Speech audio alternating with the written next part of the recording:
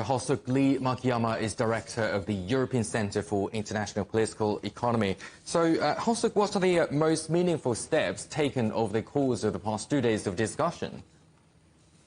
Well, first and foremost, I think we need to be clear that it wasn't actually an accomplishment that it took place to begin with. We've had a hold in the EU-China relationship on a high-level meetings, but also even on technical level. Actually, the preparing for this summit has been somewhat unorthodox, with many channels closed. But with the EU sanctions in May, that also hit a few Chinese entities, as well as the probe on the Chinese-made EVs that we just heard, I think it is a major accomplishment, one, that it was done in the first place, but also that many of the deliverables were actually some of the discussion points that had been discussed in the past, like export controls and the trade surplus. And also the request for further market access in agriculture has been on our request for a very, very long time. And it is a very timely opportunity, given that China is now concerned about rising consumer prices as well. Well, by quoting Winston Churchill, to "Zhu is better than to war." So how important is this dialogue and willingness to engage at a time when the EU trade chief said EU and China are risking drifting apart? Well, they have drifted apart considerably, but I think the conclusion is that we need a confidence-building exercise. And also, we need a guardrail on this relationship because, as Commissioner Dombrovskis said, drifting too far apart would actually entail two loose guns on the both ends. So we need to actually keep talking. And if this is a first step towards, let's say, a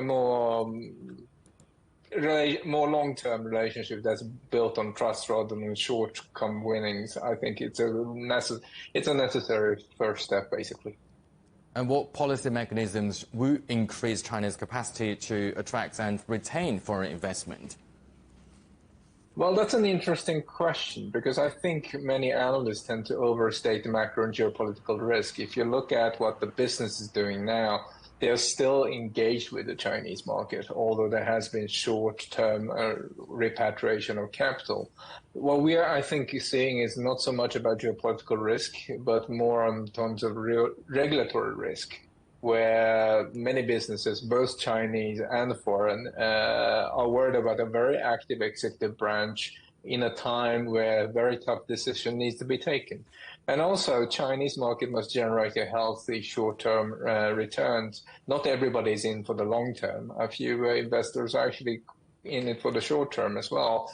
And to be able to repatriate that profits and these returns from the Chinese market to their home markets, i.e. capital controls, is going to be an essential issue as well. And I think we can see now, once the Chinese government is actually riding through the current storm, we might see some easing on that front. And what may be the next stage of the two partners' continuing dialogue? Well, we have heard a few hints on Ukraine, and obviously this is a point that both China and the European Union would very much quickly like to see a peaceful conclusion. And we may just slightly disagree on who we are rooting for, but essentially we need a trustworthy partner on both sides who can pressure both sides to come to the negotiation table. And one of the most immediate points here, I think, is the upcoming visit of the High Representative, basically the equivalent of Foreign Minister of the European Union, who was actually supposed to visit China in early August. That meeting, the timing of that meeting was rather inconvenient, which has been now postponed to the first week of October. So we are probably seeing this dialogue continuing on a political dimension between the two diplomats, Wang Yi and High Representative Borrell on the European side.